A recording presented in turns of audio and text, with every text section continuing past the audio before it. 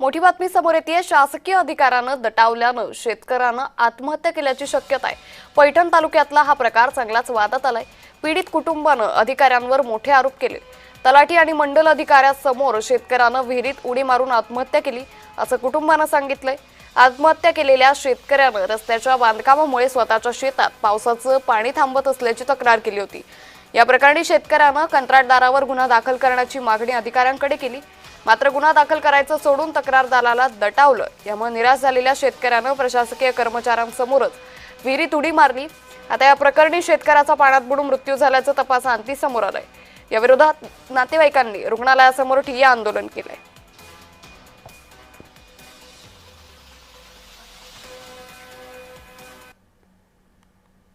Madam फडाफडा बोलले, नंतर त्यांना राग आला। त्यांनी कोणाला म्हणले नाही, बोलले नाही, लगेच आणि मुडी टाकली विहिरीमध्ये।